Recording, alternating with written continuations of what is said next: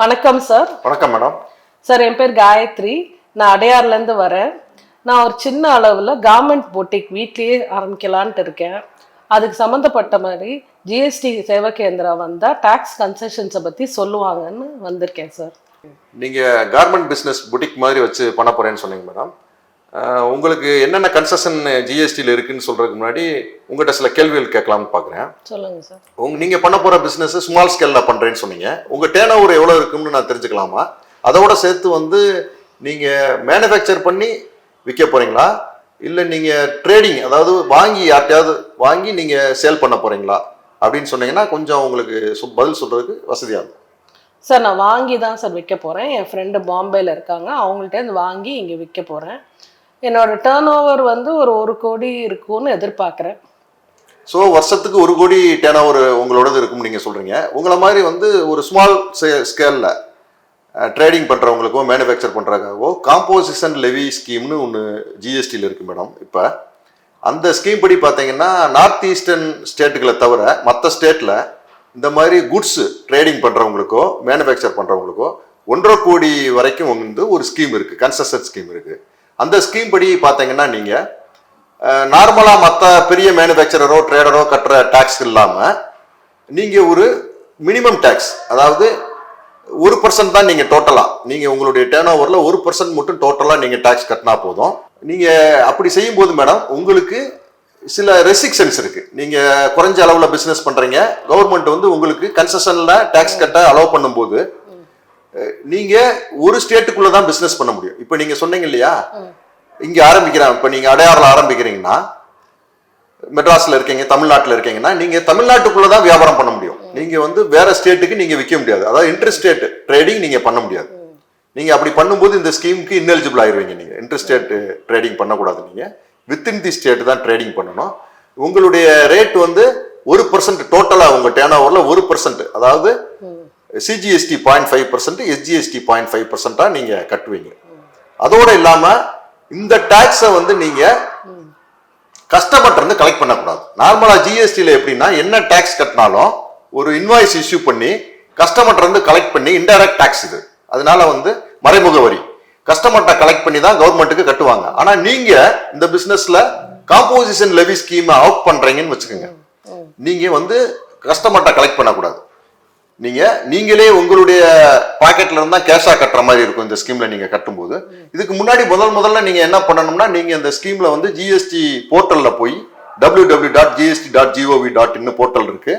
அந்த போர்ட்டல்ல பார்ட் பில ரெஜிஸ்டர் பண்ணும்போது காம்போசிஷன் லெவி ஸ்கீம்ல ரெஜிஸ்டர் பண்றேன்னு நீங்க பண்ணிடணும். பண்ணிட்டீங்கன்னா ஆட்டோமேட்டிக்கா நீங்க இந்த ஸ்கீம்குள்ள வந்துருவீங்க. முத பண்ண போறீங்க இல்லைங்களா, நீங்க இந்த ஸ்கீம்ல வந்துருவீங்க. ஸோ 1.5 கோடி ரூபாய் வரைக்கும் உங்களுக்கு இந்த எலிஜிபிலிட்டி இருக்கு. நான் சொன்ன மாதிரி 1% கட்டினா போதும். நீங்க ஒரு முக்கியமான விஷயம், நீங்க ஐடிசி எல்லாம் எதுவும் அவைல் பண்ண முடியாது. ஐடிசி அப்படின்னா நீங்க வாங்கக்கூடிய பொருட்களுக்கு டாக்ஸ் கட்டி, இப்ப பாம்பேல இருந்து வாங்க போறேன் நீங்க டாக்ஸ் கட்டி தான் வாங்குவீங்க, ஜிஎஸ்டி கட்டி. அதை நீங்க கிரெடிட் மாதிரி இங்க எடுத்துக்கிட்டு யூஸ் பண்ண முடியாது உங்களுக்கு. ஸோ ஏன்னா இது ஒரு ஸ்மால் ஸ்கேல் லெவல்ல பிசினஸ் பண்றவங்களுக்கு கவர்மெண்ட் கொடுத்துருக்குறது. இதுல பாத்தீங்கன்னா நீங்க ரெஸ்டாரண்ட் சர்வீஸ் எடுத்துக்கிட்டீங்கன்னா, ரெஸ்டாரண்ட் சர்வீஸ் வச்சிருக்கவங்களுக்கு 1.5 கோடி வரைக்கும் அவங்களுக்கும் இதே டேர்ன் ஓவர் லிமிட் இருக்கு. பட் அவங்க 5% அவங்களுக்கு டாக்ஸ், 2.5% சிஜிஎஸ்டி, 2.5% எஸ்ஜிஎஸ்டி. உதாரணத்துக்கு இப்ப நீங்களே ட்ரேடிங் பண்றீங்க, இப்ப ஸ்டிச்சிங்கும் ஆரம்பிக்கிறீங்கன்னு வச்சுங்க, சர்வீஸ் மாதிரி ஒன்று ஸ்டிச்சிங் சர்வீஸ் ஏதாவது நீங்க பண்ணி கொடுக்குற மாதிரி செஞ்சீங்கன்னா சர்வீஸ் போர்ஷனுக்கும் இதே ஸ்கீம்ல எலிஜிபிலிட்டி இருக்கு. நீங்க பண்ணும்போது பாத்தீங்கன்னா உங்களுடைய குட்ஸ் டேர்ன் ஓவர்ல 10%ஓ இல்ல 5 lakhs whichever is more, எது அதிகபட்சமோ அதுக்கு நீங்க இந்த ஸ்கீம்குள்ள அவைல் பண்ணிக்கலாம். இது இல்லாம சில பேர் சர்வீஸ் மட்டும் பண்ணக்கூடியவங்க சில பேர் இருப்பாங்க சின்ன ஸ்கீம்ல. அவங்களுக்கு குட்ஸ் ட்ரேடிங் பண்ணாம சர்வீஸ் பண்றவங்க அவங்களுக்கு 50 லட்சம் டேர்ன் ஓவர் லிமிட். ஆனா அவங்க கட்ட வேண்டிய டாக்ஸ் 6% கட்டணும். 3% சிஜிஎஸ்டி, 3% எஸ்ஜிஎஸ்டி கட்டணும் அவங்க. இன்னொரு முக்கியமான விஷயம், நீங்க இந்த பிசினஸ் பண்ணும்போது நீங்க உங்களுடைய போர்டுல, கடையில வச்சிருக்க போர்டுல உங்களுடைய நீங்க இஷ்யூ பண்ண போறது இன்வாய்ஸ் இஷ்யூ பண்ண மாட்டீங்க. ஏன்னா டாக்ஸ் கலெக்ட் பண்ண மாட்டீங்க உங்களுடைய கஸ்டமர்ட்ட இருந்து. சோ நீங்க பில் ஆஃப் சப்ளைங்கிற மாதிரி தான் ஒரு சின்ன பில்லு கொடுப்பீங்க. எல்லாத்துலயுமே நீங்க என்ன சொல்லணும்னா, under composition scheme, composition scheme நான் அவைல் பண்றேங்கிறத நீங்க தெளிவுபடுத்தணும். உங்க ஜிஎஸ்டிஎன் நம்பரை போடுவீங்க, அதோட சேர்ந்து இதையும் தெளிவுபடுத்தணும். அப்பதான் நீங்க கஸ்டமர்ட்ட இருந்து கலெக்ட் பண்ணலன்னு தெரியும். ஏன்னா டாக்ஸை நீங்க கலெக்ட் பண்ணக்கூடாது. இந்த ஸ்கீம்ல இருக்கிறதுல அது ஒரு பெனிஃபிட். இன்னொன்னு பாத்தீங்கன்னா இப்ப சில ப்ராடக்ட் பண்றவங்களுக்கு எலிஜிபிலிட்டி கிடையாது. உதாரணத்துக்கு பாத்தீங்கன்னா நீங்க வந்து ஐஸ்கிரீம் பார்லரு, டொபாக்கோ ப்ராடக்ட் இதெல்லாம் பண்றவங்க இந்த எலிஜிபிலிட்டியில வர மாட்டாங்க. இந்த ட்ரேடர் இப்ப சொல்றோம் இல்லையா, உங்களுக்கு இருக்க 1.5 கோடி இருக்கு இல்லையா காம்போசிஷன் ஸ்கீம், அந்த ஸ்கீம் அவங்களுக்கு எல்லாம் எலிஜிபிலிட்டி கிடையாது. வேற ஏதாவது இது விஷயமா கேட்கணுமா மேடம்? சார் ரொம்ப தெளிவா சொன்னீங்க. இப்போ எனக்கு என்ன தெரியணும்னா, இதுக்கு என்னென்ன ரெஜிஸ்டர் மாதிரி ஏதாவது வச்சுக்கணுமா, அப்புறம் கவர்மெண்ட்டுக்கு என்ன மாசம் மாசம் ஏதாவது தகவல் கொடுக்கணுமா, ரிட்டர்ன்ஸ் மாதிரி ஏதாவது ஃபைல் பண்ணணுமா? மேடம் இதுக்கு நீங்க ஒன்றும் பெரிய லெவல்ல ரெக்கார்ட்ஸ் மெயின்டைன் பண்ண வேணாம். நீங்க வந்து உங்களுடைய பர்ச்சேஸ் சேல்ஸுக்கான ரிஜிஸ்டர்ஸ் நீங்க மெயின்டைன் பண்ணா போதும். நீங்க வந்து 3 மாசத்துக்கு ஒரு தடவை, அதாவது குவார்டர்லி தான் நீங்க வந்து டாக்ஸ் கட்ட போறீங்க டிபார்ட்மெண்ட்டுக்கு. கேஷா கட்டணும்னு சொன்னேன் நான். ஸோ நீங்க வந்து 3 மாசத்துக்கு ஒரு தடவை வந்து உங்களுக்கு வந்து சிஎம்பி 08ன்னு ஒரு ரிட்டர்ன் இருக்கு. அந்த ரிட்டர்ன் வந்து நீங்க வந்து இப்ப உதாரணத்துக்கு வந்து உங்களுக்கு ஏப்ரல் மே ஜூன் இந்த குவார்டர் முடிஞ்சிருச்சுன்னா நீங்க ஜூலை மாசம் 18ஆம் தேதிக்குள்ள, இந்த குவார்டர் முடிஞ்சு அடுத்த மாசம் 18ஆம் தேதிக்குள்ள அந்த ரிட்டர்னை நீங்க வந்து ஃபைல் பண்ணணும். அப்ப ஃபைல் பண்ணும்போது நீங்க என்ன டாக்ஸ் கட்டணுமோ அந்த டாக்ஸை நீங்க கட்டிடுவீங்க.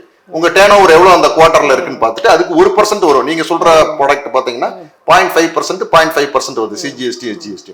ஸோ அதுக்கான டாக்ஸை நீங்க கட்டிடுவீங்க மேடம். இது போக நீங்க ஒரு வருஷம் முடியுதுன்னு வச்சுக்கோங்க, 4 குவார்டருக்கும் நீங்க இந்த ரிட்டர்ன் ஃபைல் பண்ணிடுவீங்க. ஒரு வருஷம் முடியும் போது நீங்க ஜிஎஸ்டிஆர் 4ன்னு ஒரு அனுவல் ரிட்டர்ன் ஒன்று இருக்கும். அந்த ரிட்டர்ன் வந்து நீங்க அந்த ஃபினான்ஸ் இயர் முடிஞ்ச உடனே அந்த ரிட்டர்ன் ஃபைல் பண்ணுவீங்க. நீங்க அந்த ரிட்டர்ன்ல மொத்த டீடைல்ஸ் வந்துடும். ஸோ இதோட இது மெயின்டைன் பண்றது, அக்கௌண்ட்ஸ் மெயின்டைன் பண்றது ரொம்ப ஈஸி உங்களுக்கு, ஒரு ஸ்மால் ஸ்கேல். இப்ப நீங்க 1.5 கோடியை தாண்டிட்டீங்கன்னு வச்சுக்கோங்க, உங்களுடைய டேர்ன் ஓவர் நீங்க நல்லா பிசினஸ் பண்றீங்க, ஒரு 1 இயர்லயோ 2 இயர்ஸ்லயோ 1.5 கோடி தாண்டும் போது இந்த ஸ்கீமை விட்டு நீங்க வெளியே வந்துருவீங்க. நீங்க இந்த ஸ்கீமுக்கு எலிஜிபிள் ஆக மாட்டீங்க. அப்ப நீங்க என்ன ஆவீங்கன்னா ஒரு நார்மல் டாக்ஸ் பேயர் ஆயிருவீங்க. எல்லா ஜிஎஸ்டி இருக்கக்கூடிய நார்மல் டாக்ஸ் பேயர் மாதிரி ஆகி நீங்க வந்து இன்வாய்ஸ் இஷ்யூ பண்ணுவீங்க. நீங்க ஐடிசி அவைல் பண்ணிக்கலாம். நான் சொன்னேன் இல்லைங்களா, ஐடிசி அவைல் பண்ணிக்கலாம். அதுக்குள்ள returns, monthly returns, annual return, அந்த ப்ரொசீஜர்ஸ்க்கு வந்துருவீங்க. இந்த கன்செஷன் எல்லாமே உங்களுக்கு 1.5 கோடி ரூபாய்க்குள்ள உங்க டேர்ன் ஓவர் இருக்கிற வரைக்கும் தான் அந்த கன்செஷன் எல்லாம் வரும். ஒன்ஸ் நீங்க இதை கிராஸ் பண்ணிட்டீங்கன்னா உங்களுக்கு இந்த கன்செஷன் வராது, நார்மல் ஜிஎஸ்டிக்குள்ள வந்துருவீங்க. நீங்களுக்கு புதுசா பிசினஸ் ஆரம்பிக்கிறவங்களுக்கு, ஆல்ரெடி ஸ்மால் ஸ்கேல்ல பண்ணிக்கிட்டு இருக்கவங்களுக்கு இது ஒரு நல்ல ஸ்கீம். ஏன்னா உங்களுக்கு கம்ப்ளைண்ட்ஸ் ரொம்ப குறைச்சு 2 ரிட்டர்ன் தான் ஃபைல் பண்ண போறீங்க. நீங்க ஓவராலா பாத்தீங்கன்னா குவார்டர்லி ஒரு ரிட்டர்ன் ஃபைல் பண்ணுவீங்க, அனுவல் ரிட்டர்ன் ஃபைல் பண்ணுவீங்க. மற்றபடி வந்து உங்களுக்கு வந்து பெரிய இதுல வந்து உங்களுக்கு இருக்காது. எந்த விதமான ஒரு சிக்கல்களும் இந்த இதை அடாப்ட் பண்றது மூலம் உங்களுக்கு இருக்காது. ஆனா என்ன, நீங்க இன்டர்ஸ்டேட் சேல்ஸ் பண்ண முடியாது. அதாவது ஒரு மாநிலத்துல இருந்து இன்னொரு மாநிலத்துக்கு நீங்க எந்த பொருளையும் விற்க முடியாது. அப்ப நான் இ-காமர்ஸ் பிளாட்ஃபார்ம்லாம் போக முடியாது. இ-காமர்ஸ் நீங்க பிசினஸ் பண்ண முடியாது மேடம். நீங்க இப்ப இந்த 1.5 கோடி டேர்ன் ஓவர் எடுக்கிறோம் இல்லையா, உங்களுடைய டேர்ன் ஓவர் இது வந்து பேன் நம்பர் பேஸ்டு. நீங்க இப்ப இங்கேயும் இதே மாதிரி ஒண்ணு வச்சிருக்கீங்க, வேற ஒரு ஸ்டேட்ல உதாரணத்துக்கு பெங்களூர்ல வச்சிருக்கீங்க, கர்நாடகாலன்னு வச்சுக்கீங்களேன், எல்லா டேர்ன் ஓவரையும் சேர்த்து தான் 1.5 கோடி பார்ப்போம். உங்களுக்கு இந்த 1.5 கோடிங்கிறது ஆல் இண்டியா டேர்ன் ஓவர் தான் பார்ப்போம். ஸோ அதனால வந்து அதையும் நீங்க வாட்ச் பண்ணிக்கணும். நீங்க சப்போஸ் ஒரு பிரான்ச் ஆரம்பிக்கிறீங்க, வேற ஒரு ஸ்டேட்ல ஆரம்பிக்கிறீங்கன்னு வச்சுக்கோங்களேன், 2 டேர்ன் ஓவருமே 1.5 கோடிக்கு கீழே தான் வரணும், டோட்டலா வரணும். நீங்க ஒரு பிசினஸ் வந்து நான் காம்போசிஷன் ஸ்கீம்ல இருக்கேன் ஒரு பேன் நம்பர்ல, இன்னொரு பேன் நம்பர்ல பண்ற பிசினஸ் நார்மல் ஸ்கீம்ல இருக்கேன்னு நீங்க போக முடியாது. நீங்க காம்போசிஷன் ஸ்கீம் ஆஃப் பண்ணிட்டீங்கன்னா எல்லா பிசினஸுமே இந்த பேன் நம்பர்ல பண்ற எல்லாமே அந்த ஸ்கீம்ல தான் வரணும். அந்த டேர்ன் ஓவருக்குள்ள தான் இருக்கணும். டோட்டல் டேர்ன் ஓவர் 1.5 கோடிக்குள்ள தான் இருக்கும். வேற ஏதாவது சந்தேகங்கள் இருக்கா மேடம்? சார் இதே டைம்ல நான் ஒரு ஸ்டேஷனரி கடையும் ஆரம்பிக்கணும்னு நினைச்சேன்னா அதுக்கு என்ன ப்ரொசீஜரா இருக்கும்? மேடம் நீங்க எல்லாமே பண்ணலாம். ஒரே இடத்துல பண்றதுனாலும் பண்ணலாம், ஒரே ஸ்டேட்ல வேற இடத்துலயும் பண்ணலாம், இல்ல வேற ஸ்டேட்ல ஒரு இடத்துலயும் பண்ணலாம். ஆனா என்ன இந்த காம்போசிஷன் ஸ்கீம்ல முக்கியமான விஷயம்னா, நீங்க ஒரு பேன் நம்பர் பேஸ்டு ரெஜிஸ்ட்ரேஷன் ஜிஎஸ்டியை பொறுத்த வரைக்கும். ஸோ இந்த பேன் நம்பர் கீழே நீங்க காம்போசிஷன் ஸ்கீம் ஆஃப் பண்ணிட்டீங்கன்னா எந்த பிசினஸ் பண்ணாலும் அந்த காம்போசிஷன் ஸ்கீம்குள்ள அந்த லிமிட்ல தான் வரணும் உங்களுக்கு. நீங்க உதாரணத்துக்கு நீங்க இப்ப ஸ்டேஷனரி பிசினஸ் ஒன்று ஆரம்பிக்கிறீங்கன்னா இந்த இதுலயே தான் வரும் உங்களுக்கு. இந்த ஸ்டேட்ல ஆரம்பிச்சீங்கன்னா இதே பேன் நம்பர்ல தான் உங்களுக்கு வரும், இதே ஜிஎஸ்டி ரிஜிஸ்ட்ரேஷன் நம்பர்ல.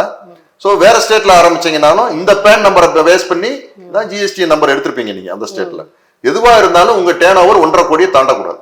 1.5 கோடியை தாண்டும் போது நீங்க ஒட்டு மொத்தமாவே இந்த ஸ்கீமை விட்டு வெளியே போயிடுறீங்க. மிக்க நன்றி சார், ரொம்ப தெளிவா எக்ஸ்பிளைன் பண்ணீங்க. இப்போ எனக்கு ஒரு நல்ல கிளாரிட்டி கிடைச்சிருச்சு. நான் போய் கான்ஃபிடென்ட்டா என் பிசினஸை ஸ்டார்ட் பண்ணுவேன் இப்போ. நன்றி.